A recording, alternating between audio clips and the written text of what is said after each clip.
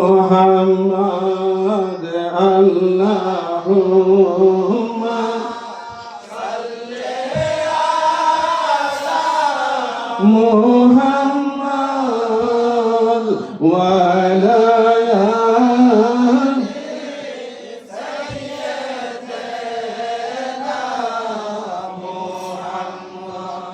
আশিক রাসূল ভাইরা ছোট্ট করে একটা ঘটনা বলি, শুনতে রাজি আছেন?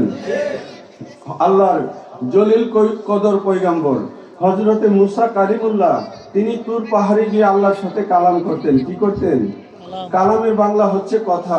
তিনি আমার মৌলানা ভাই পাশে আছে, মুসা কালিমুল্লাহ আল্লাহর দরবারে তুর পাহাড়ে গিয়ে কথা বলতেন। কথা কি বুঝতে পারছেন? এ আশিক রাসূল ভাইরা গভীর মনোযোগ। হযরতে মুসা কালিমুল্লাহ তুর পাহাড়ে গিয়ে যখন আল্লাহর দরবারে কথা বলতেন, তিনি 40 দিন পর্যন্ত আল্লাহর সাথে কথা বলতেন। বন্ধু, হযরতে মুসা কালিমুল্লাহ যখন তিনি যাইতেছেন আল্লাহর সাথে কথা বলার জন্য, ওনার একজন উম্মত অথবা এইভাবে আপনি নিতে পারেন ওনার একজন মুরিদ মুসা কালিমুল্লাহর দরবারে গিয়ে বলল, নবী নবী গো নবী গো নবী গো নবী গো, আপনার কাছে একটা আবেদন। আপনি তো যাবেন আল্লাহর দরবারে কালাম করার কথা বলার জন্য, আমি আপনার কাছে আবেদন করতে চাই। নবী, আপনি আল্লাহর কাছে জিজ্ঞেস করেন আমি কতদিন দুনিয়াতে বাঁচব, আমি কতদিন দুনিয়াতে বাঁচবো, এই কথাটা আপনি আল্লাহকে জিজ্ঞেস করেন। হযরতে মুসা কালিমুল্লাহ তুর পাহাড়ে গেলেন। তিনার নামই হচ্ছে, তিনার এক নাম হচ্ছে কালিমুল্লাহ। আল্লাহর সাথে তিনি কথা বলতে পারে। এ আশিক রাসূল ভাইরা মুসা কালিমুল্লাহ গেলেন তুর পাহাড়ের মধ্যে। বন্ধু, আসার আগ মুহূর্তে উনার মনে হয়ে গেল আমার উম্মত তো বলেছিল আমি কতদিন বাঁচবো। তিনি আল্লাহর কাছে প্রশ্ন করলেন, রব্বুল ইজ্জত আমার উম্মত জিজ্ঞেস করেছিল তিনি কতদিন বাঁচবে। মাহবুব, আমি জানতে চাই, আপনি বলে দেন। আমার আল্লাহ বলে দিল, হে মুসা কালিমুল্লাহ, তোমার উম্মতকে বলিও, তোমার উম্মতকে বলিও তিনি আর 3 দিন বাঁচবে। কতদিন? জোরে বলেন, কতদিন? 3 দিন বাঁচবে। এ আশিক রাসূল ভাইরা গভীর মনোযোগ। এই আশিক মুসা কালিমুল্লাহ দুনিয়া তিনি যখন বাড়ি ঘরে চলে আসলেন, এমন সময় ওনার উম্মত আসলো, এসে বলল, হুজুর আপনি কি জিজ্ঞেস করেছিলেন? বলল, জি হ্যাঁ। কি বলল? আল্লাহ আল্লাহ বলে দিয়েছে তুমি আর 3 দিন বাঁচবা। কতদিন? 3 দিন। এখন তো চিন্তার ব্যাপার, আজকে যদি খবর আসে যে ইসমাইল ভাই আর 3 দিন বাঁচবো, কয় দিন? তাহলে তার অবস্থা কি মনে হবে কোন? হ্যাঁ, ইসমাইল ভাই খাওয়া দাওয়া সাইরা তুসবি তালিলে বয়ে থাকবো যে আমি এখন তওবা করতে তাই ইস্তেগফার করতে তাই আমার খাওয়ানোর পেটের ভিতরে যাইতেছে না। ঠিক কিনা ভাইরা? এ আশিক রাসূল ভাইরা তিনি যখন শুনলেন 3 দিন বাঁচবে, তিনি ছিলেন অগাধ সম্পদের মালিক। তিনি এলাকার মধ্যে ঘোষণা করে দিলেন, আমার সম্পদ থেকে তোমরা উট, এরপরে দুম্বা, খাসি জবাই করো, বিশাল বড় মেজবানদারির ব্যবস্থা করো, রাতে দিনে 24 ঘন্টা মানুষকে খাওয়াইতে থাকো। এই আশায় 3 দিনের মধ্যে হাজারো হাজার মানুষ মুসা নবীর উম্মতের বাড়িতে গেলেন।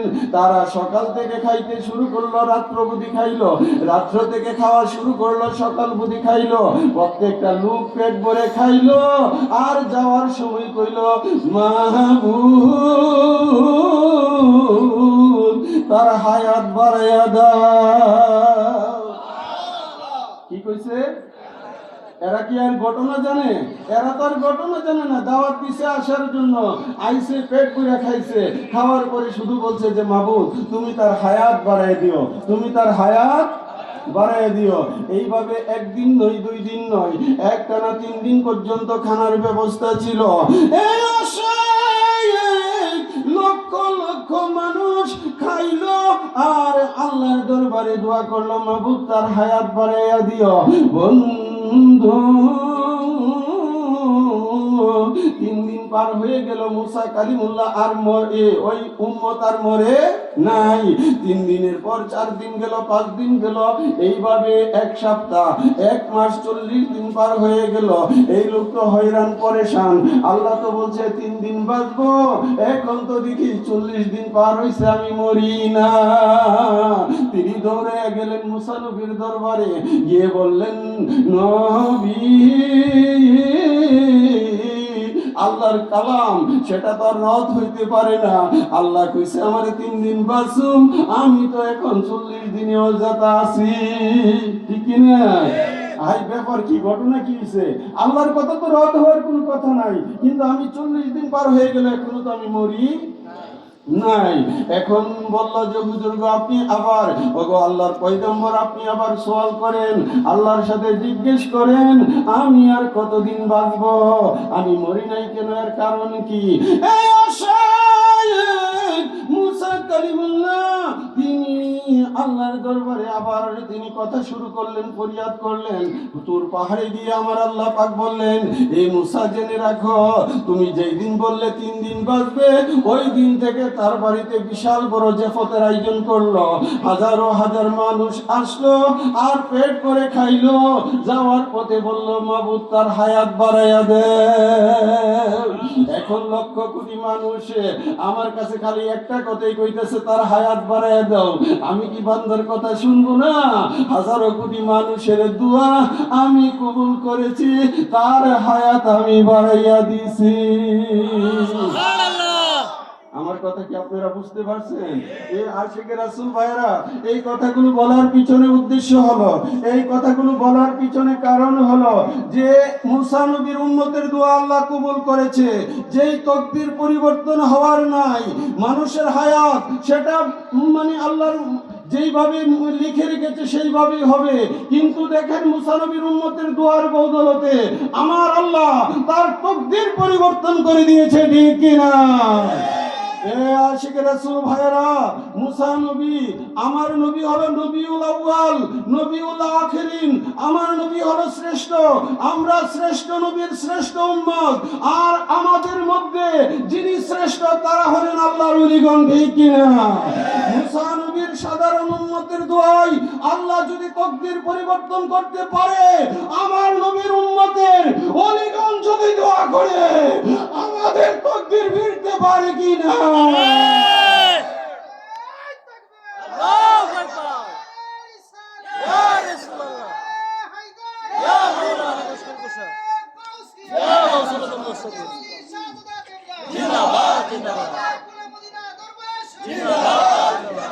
সুতরাং আমরা আল্লাহর ওলির দরবারে এসেছি, আল্লাহর ওলির ফয়েজ ও বরকত, ওনার নেগা নজর যদি আমাদের উপরে পড়ে, আমাদের বিশ্বাস আমাদের ফাটা তকদির ভালো হয়ে যাবে। ঠিক কি না ভাইরা?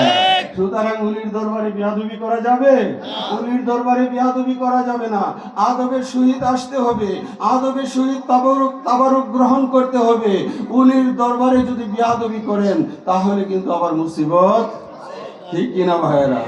আপনারা কি কষ্ট নিতেছেন ভাইরা?